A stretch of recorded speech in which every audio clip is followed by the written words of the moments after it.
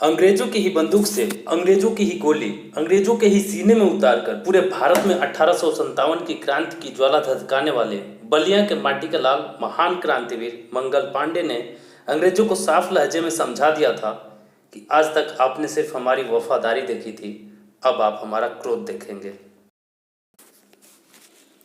साहस व क्रांति के प्रतीक मंगल पांडे का जन्म 19 जुलाई 1827 को उत्तर प्रदेश के बलिया जिले के नगवा गांव में हुआ था। इनके पिता का नाम दिवाकर पांडे तथा माता का नाम अभय रानी था। ये शुरू से ही अत्याचार के खिलाफ थे। 1849 में 22 साल की उम्र में ये ब्रिटिश ईस्ट इंडिया कंपनी की सेना में शामिल हो गए। ये बैरकपुर छावनी में बंगाल नेटिव इन्फेंट्री की 34वीं रेजिमेंट में सिपाही नियुक्त किए गए। ईस्ट इंडिया कंपनी की रियासतें हड़पने की नीति एवं ईसाइयों द्वारा धर्मांतरण की घटनाएं भारतीयों के दिलों में अंग्रेजों के प्रति नफरत पैदा करने के लिए काफ़ी थी एवं अंग्रेजी सेना में शामिल भारतीयों के साथ सौतेला व्यवहार मंगल पांडे से देखा नहीं जा रहा था। इसी बीच अंग्रेजी सेना की बंगाल इकाई के लिए एनफील्ड P53 राइफल में नई कारतूसों का इस्तेमाल शुरू हुआ। इसमें भारतीय सिपाहियों के विरोध के संकेत मिलने लगे। इन कारतूसों को बंदूक में डालने से पहले मुंह से खोलना पड़ता था और भारतीय सैनिकों के बीच ऐसी खबर फैली हुई थी कि इन कारतूसों को बनाने में गाय और सूअर की चर्बी का प्रयोग किया जा रहा है। और भारतीय सैनिकों के मन में ये बात अच्छी तरह बैठ गई कि अंग्रेज इनका धर्म भ्रष्ट करने के लिए ऐसा कर रहे हैं, क्योंकि ये हिंदू और मुसलमान दोनों के लिए अधार्मिक था।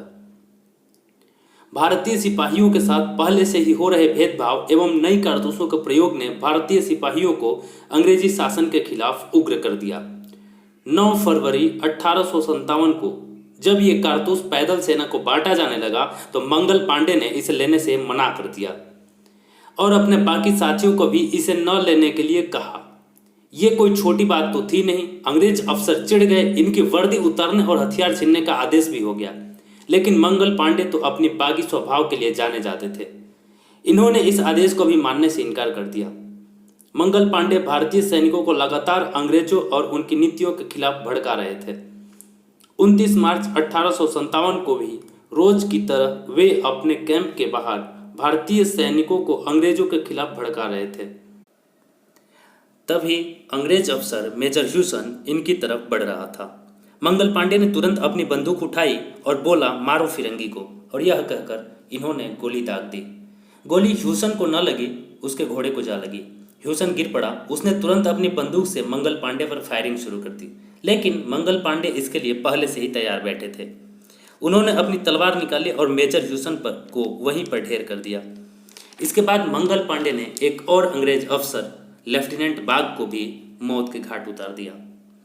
अंग्रेज अफसर चिल्लाते रहे, मंगल पांडे को गिरफ्तार करो, कोई तो गिरफ्तार करो मंगल पांडे को, लेकिन कोई भी भारतीय सिपाही मंगल पांडे को गिरफ्तार करने के लिए आगे नहीं आया। और आता भी तो कैसे, सभी सिपाही तो इनको अपना आदर्श मान चुके थे। किसी भी अंग्रेज सिपाही में इतना साहस नहीं हो रहा था कि वह मंगल पांडे के नज़दीक जा सके। अंग्रेजों ने अतिरिक्त फोर्स भी मंगाई, लेकिन फोर्स भी मंगल पांडे के नज़दीक जाने की हिम्मत नहीं दिखा पाई। मंगल पांडे ने अपने साथियों को बगावत के लिए उकसाया, लेकिन इनके साथियों में से कोई भी आगे नहीं आया।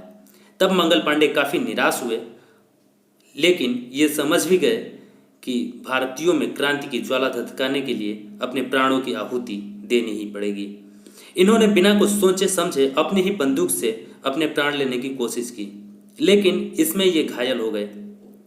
और ये देख अंग्रेजी सेना थोड़ा साहस करके आगे बढ़ी और घायल अवस्था में पड़े मंगल पांडे को गिरफ्तार कर लिया। यह दृश्य देख वहां उपस्थित भारतीय सैनिकों में विद्रोह की भावना घर कर गई। मंगल पांडे का कोर्ट मार्शल हुआ और 18 अप्रैल 1857 को फांसी की सजा तय की गई। लेकिन अब तक देश के अधिकांश हिस्से में मंगल पांडे की खबर फैल चुकी थी। लोग इनके साहसिक कार्य की सराहना कर रहे थे।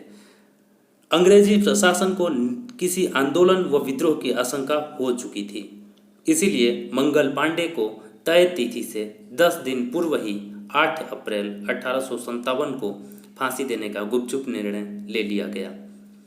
जानकारी के लिए बता दूं, बैरकपुर के जल्लादों ने वीर क्रांतिकारी मंगल पांडे को फांसी देने से इनकार कर दिया। तब कोलकाता से 4 जल्लाद बुलाए गए। 8 अप्रैल 1857 को वीर क्रांतिकारी मंगल पांडे देश के युवाओं में क्रांति घोलकर अमर हो गए। मंगल पांडे की याद में ही भारत सरकार द्वारा बैरकपुर में उसी जगह पर एक उद्यान बनवाया गया जिसका नाम है मंगल पांडे महाउद्यान। यदि आपको कभी पश्चिम बंगाल बैरकपुर जाने का मौका मिले तो मेरी इच्छा है कि आप इस महाउद्यान में ज़रूर जाएं और वहां से कुछ ग्रहण करें। मंगल पांडे द्वारा लगाई गई विद्रोह की यह चिंगारी धीरे धीरे आग का रूप ले रही थी। इनके शहादत के 1 महीने बाद ही 10 मई सन 1857 को मेरठ छावनी में भी सैनिकों ने बगावत कर डाला।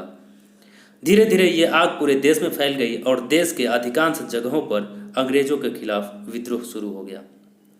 अंग्रेज काफ़ी अच्छी तरह ये समझ चुके थे कि अब भारत में राज करना आसान नहीं होगा। इसके बाद ही हिंदुस्तान में 34,735 अंग्रेजी कानून यहाँ की जनता पर लागू कर दिया गया ताकि कोई सैनिक दोबारा मंगल पांडे बनने की गलती ना कर बैठे।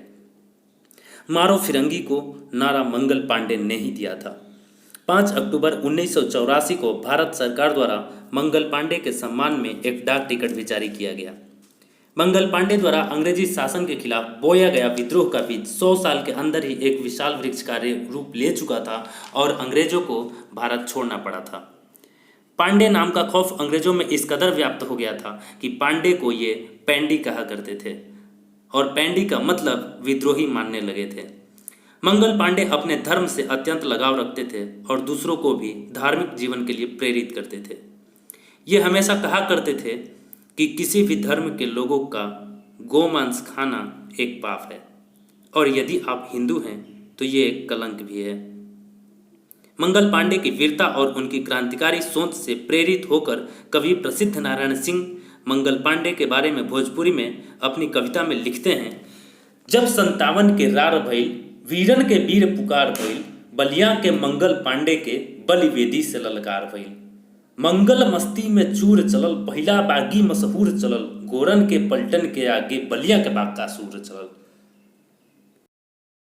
वीर क्रांतिकारी मंगल पांडे का साहस एवं देशभक्ति से भरा जीवन हमें हमेशा ही एक साहसिक एवं सफल जीवन जीने के लिए प्रेरित करता है। दोस्तों, वीडियो कैसी लगी कमेंट बॉक्स में ज़रूर बताएं। वीडियो अच्छी लगी हो तो लाइक और शेयर करना बिल्कुल न भूलें। दोस्तों, यदि आप मेरे चैनल पर नए हैं तो सब्सक्राइब करना ना भूलें और साथ ही साथ बेल आइकन भी ज़रूर दबाएं ताकि हमारे आने वाले वीडियोस की नोटिफिकेशन आपको मिलती रहे। आप देख रहे हैं राइटर लैन और बने रहिएगा राइटर लैन के साथ। मिलते हैं फिर दूसरी वीडियोस में, तब तक के लिए जय हिंद जय भारत।